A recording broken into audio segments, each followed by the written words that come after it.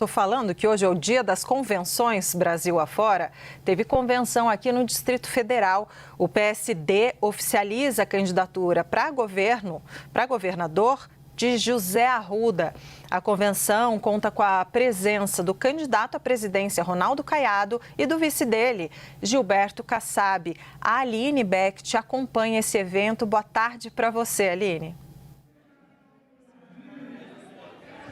Oi, Débora, muito obrigada. Boa tarde a você e a todos que nos acompanham aqui da CNN. Pois bem, estamos aqui acompanhando a convenção, então, do ex-governador do Distrito Federal, José Roberto Arruda. Ele está sendo oficializado como candidato ao governo do Distrito Federal depois de ter passado 16 anos fora de um cargo público aqui na capital federal, né? Neste momento, ele conta com o apoio de alguns partidos presentes, mas ele deixou bem claro em coletiva, antes da convenção aberta para os seus apoiadores, que ele aguarda até o dia 15 de agosto para anunciar de fato ali as coligações dele, quais são os partidos que estarão então de fato o apoiando nessa disputa pelo governo do DF, né? Então a gente teve aqui a presença de lideranças parlamentares, candidatos pelo PL, né, como os senadores Alci Lucas, também o deputado federal Alberto Fraga, que foi secretário também em uma gestão passada, secretário de Transportes de José Roberto Arruda, quando ele foi governador pelo Distrito Federal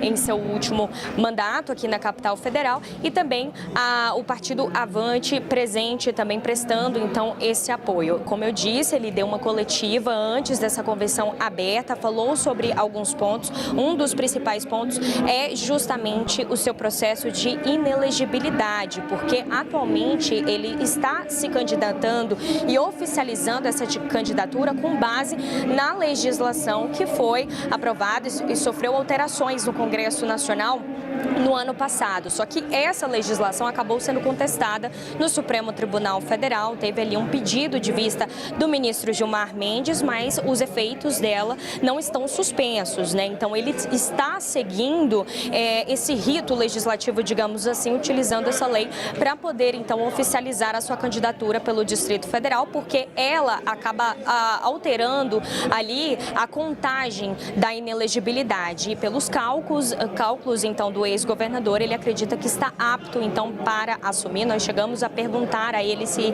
ele tinha um plano B, caso a Justiça Eleitoral negue esse registro da candidatura dele. Ele disse que não teme e não tem um plano B, porque o pessimista ele já começa perdendo. Segundo ele vem então para o jogo, vem para a disputa eleitoral e está respaldado por isso segundo então José Arruda. Ele disse que acha que é muito importante para quem não é daqui de Brasília, né, ele ter o apoio de Caiado e também dos prefeitos do entorno a Brasília, já que as comunidades do entorno de Brasília se somam à capital federal por conta de todo o proletariado, das pessoas que trabalham então na capital federal e vivem no entorno. Ele disse que há um desafio e aí ele cita o BRB como um banco público, né? Ele disse que a atual gestão teve uma tamanha irresponsabilidade em relação ao BRB. Nós citamos qual seria o planejamento. Ele disse que tem um planejamento de resgatar o banco primeiro para a população